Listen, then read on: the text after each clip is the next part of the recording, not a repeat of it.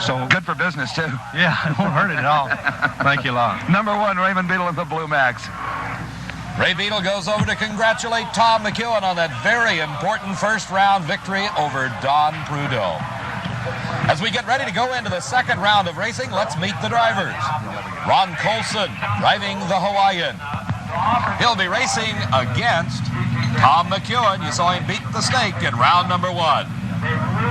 Trip Shoemake driving for Johnny Loper out of Phoenix, Arizona. His competition, the new world champion, Raymond Beadle. The winner of the U.S. Nationals and the Gator Nationals earlier this year, Gordy Bonin. From Waco, Texas comes his competition, Billy Meyer. John Force from Fullerton, California, against Tom Ridings, who's driving for Joe Pisano. And it's the second round of racing, and Tom McEwen, while he won his race over the Snake in round number 1, he didn't go quick enough to get lane choice. That goes to Ron Colson. And still the racetrack providing lots of problems for all these drivers.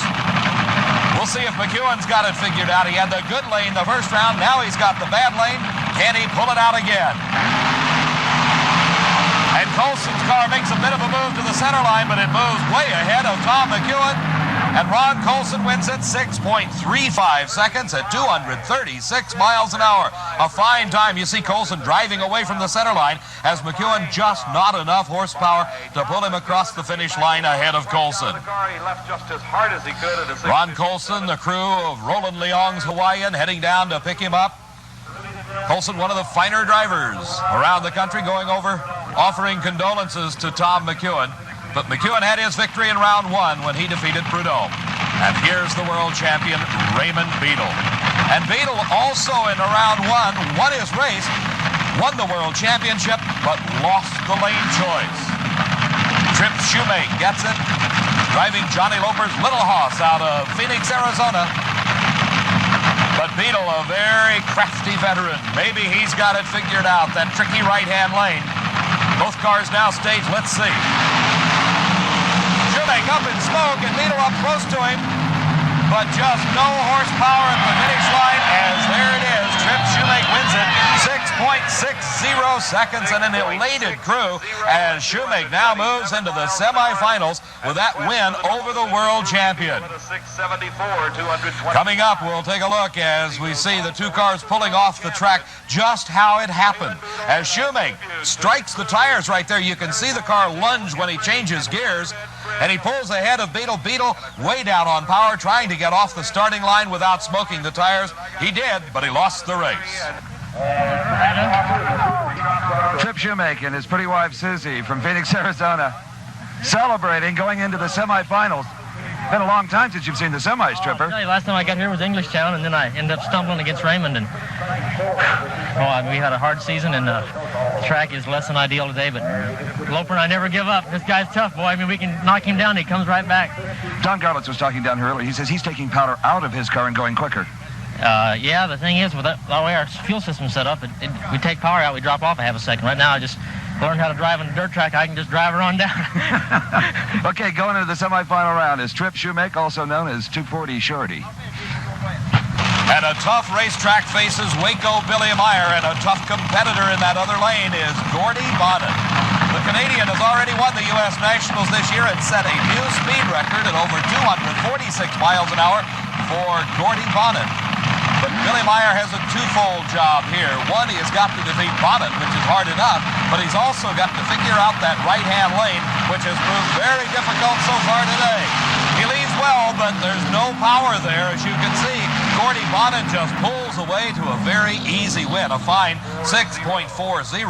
His speed, 234 miles an hour. Bonin moves into the semifinals. Here you see they leave the starting line together, and right there at that point the race is over unless something breaks, because Bonin moves well ahead of Billy Meyer and takes an easy win to go into the semis. Bonin, as we said, had won the U.S. Nationals this year. Here we watch him as he comes out of his car using the escape hatch in the roof rather than coming out the side of the car or waiting for a crew member to lift up the body. The Canadian Gordy Bonin winning the U.S. Nationals Mickelson, setting that speed record at over 246 miles an hour, also has a Gator Nationals win to his credit in 1979. From Fullerton, California comes the Corvette of John Force. This is the final race in the second round of funny car eliminations. Alongside of Force and in the left-hand lane or the good lane is Joe Pisano's car, driven by Tom Ridings. Ridings has advanced up from the Pro Comp ranks. Those are the alcohol-burning funny cars. Now in the nitro burner of Joe Pisano and smoking the tires, going all over the racetrack is Ridings. He's still in it, but from behind comes John Force, just sticking with it at 7.23 seconds. Hardly any time to talk about, but it's all important as to who gets to the finish line first. The times really mean very little except for lane choice, but it's who's at the finish line first. That's what counts. The losing time for Tom Ridings was a 7:27. As we watch, we see Ridings going up in smoke just a few hundred feet off the starting line. The car drifting sideways. He gets it back straight. It goes sideways again. He drives it straight again. He gets back in it on the power, but here comes Force. And look at the Corvette move by just at the very few final feet. John Force, that's one you might have thought you lost had you not stuck with it. Steve, I made one of those all-time screw-ups. I left the starting line in high gear. I can't believe I did it. My car was weird acting. I went out there and just did everything wrong. Pedaled it, hit it, but I seen he was in trouble. And I recovered it, reached down and shifted it in high gear, and I was in high gear. I got to apologize to my guys because they've worked hard, and I screwed it up, and the Lord just let us pull that one right out of the bag. You've got a reprieve as you go to the semifinals. You'll never do that again, probably. Oh, I'm going to make a lot of mistakes before this thing's over, but that's a killer to be that dumb. It's dumb. It's the pressure. When I got in the glue box, the car was sideways coming out, and I had to pedal it. So I thought, well, I'll leave it in high gear and try to do another drive with it to save from wearing the clutch. And when I backed up, my whole program changed, and I never thought to put it back in low. And it's just one of those dumb. Seems to me it takes a heck of a guy to admit it. I'm a heck of a guy. Okay, John Force goes into the semifinals with the Wendy's car. We'll be back with more racing from the World Finals in just a moment. Back at Ontario Motor Speedway in the National Hot Rod Association World Finals, a special treat for the fans. This is a replica of a 1929 Model A Ford panel truck driven by none other than Wild Bill Shrewsbury. Behind Bill sits an alcohol-burning supercharged Hemi engine that puts the panel truck on its rear wheels.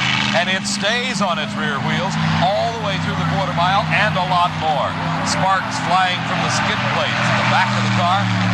The Model A Berry Wagon heads down the track. Wild Bill Shrewsbury at the controls.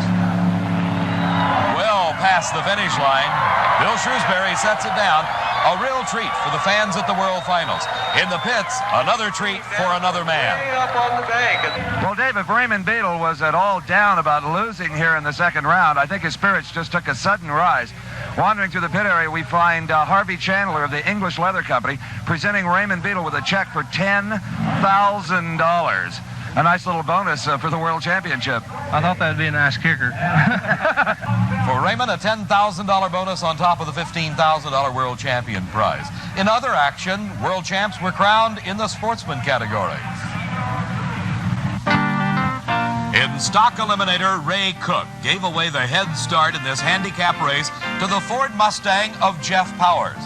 But halfway down the course, here comes Ray Cook, and the Hillside, New Jersey native takes the stock eliminator title.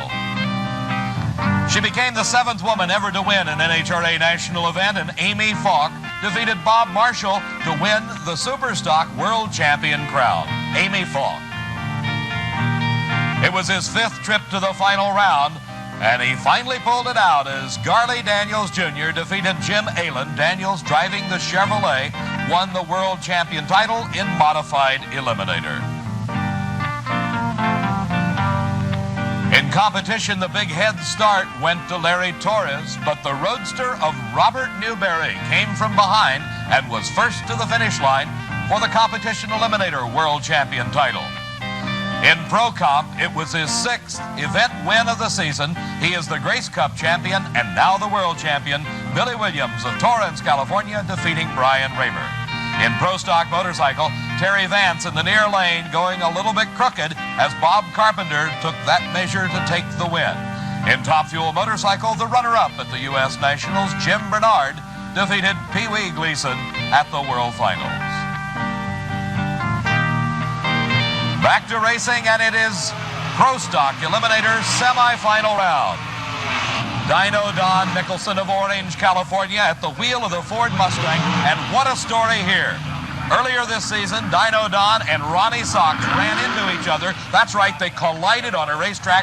Both cars were totally demolished. The drivers A-OK, but Nicholson having to go back to his earlier Ford Mustang. It's a couple of years old, but the driver is 52, and he's still right in there with the best of them.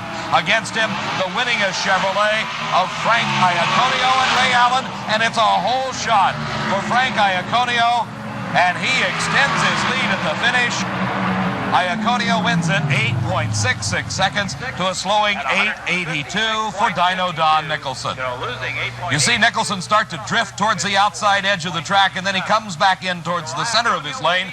That was just enough to give the edge, as allowing Frank Iaconio to pull ahead. And Iaconio will be in the finals against one of these two cars, the Chevrolet of Rare and Morrison from Arlington, Texas. Lee Shepard doing the driving against Bob Glidden, the defending world champion. In fact, he is the 1979 world champ, having wrapped up the title before the World Finals ever got underway. For the 15th straight time, Bob Glidden has qualified in the #1 position. The lane just as tricky, that right-hand lane for the Pro Stock cars, as it is for the higher horsepower entries. And Glidden, with a quicker elapsed time the previous round, uses every bit of his horsepower in that Plymouth Arrow to his advantage as he takes the measure of Lee Shepard, 8.60. So he will have lane choice going into the finals against Frank Iaconio. Here you see a close race for the first 100 foot or so, and then it is Bob Glidden all the way to the finish. Frank Iaconio in the final. Coming up, we'll be seeing the semifinals of Top Fuel and Funny Car at the World Finals. Back at Ontario Motor Speedway, I'm Dave McClelland, and people are sitting everywhere ready for the action in semifinal round of Top Fuel Eliminator. Dwight Salisbury driving for Larry Frazier does a smoky burnout in that right-hand lane. Again, the burnout designed to heat up the tires, and in this case particularly, put down as much rubber on the racing surface as is possible, because they're trying everything to figure out what to do with this tricky traction condition that exists in that right-hand lane. The competition for Larry Frazier and Dwight Salisbury, the new world champion, Rob Bruins. He's driving the car owned by Gaines Markley, hailing from a suburb of Seattle, Washington. Salisbury retiring for a couple of years after campaigning his own car for a number of years, then jumping back into the driver's seat in the middle of this season and doing very well for car owner Larry Frazier. Of course, you know the story on Rob Bruins. He parlayed a series of divisional event wins and some fine showings at national events around the country to the 1979 World Champion title. He'd love to double it up right here at the World Finals, making it the World Champion and the World Finals Top Fuel Eliminator all in the same weekend. And a smoky lead by Dwight Salisbury. The track, just not enough traction to hold the 2,000 plus horsepower. I'm sure it's detuned from that point. As you see, just frying the tires is Dwight Salisbury, and that's all Rob Bruins needed to set low elapsed time of eliminations at 6.04 seconds. Bruins with that 6.04 getting out of his car, hoping it will hold up to where he can get the lane choice for the finals. It will be against one of these two drivers, Big Daddy Don Garlitz or Dave Settles. The final race of the semifinal round, the Blue Max Dragster. The car's owned by Raymond Beadle, Foster Yancey, and Brad Camp. And Dave Settles, a very competent driver out of Dallas, Texas, does the driving. But he's got his work cut out for him as Big Daddy Don Garlitz has got that left-hand lane. He ran a fine 6.06 seconds in it the round before. And Garlitz easily outdistancing Settles, but the lane choice will go to Bruins, 6.08 seconds at 240 miles an hour. So it may be the break that Bruins needs to double it up. The world champion and the world finals champ all in the same weekend. Garlitz, as you can see, just extends his lead with that fine 6:08 at 240 miles an hour. Big Daddy, you mentioned earlier you'd been taking power out of the engine. What do you do now, as Rob Bruins will no doubt put you in that right-hand lane for the final? I'll tune for that lane. Is it possible, as it cools off, that that lane could get a little better? You can win this race out of that lane. With what tactic? I don't want to talk about that.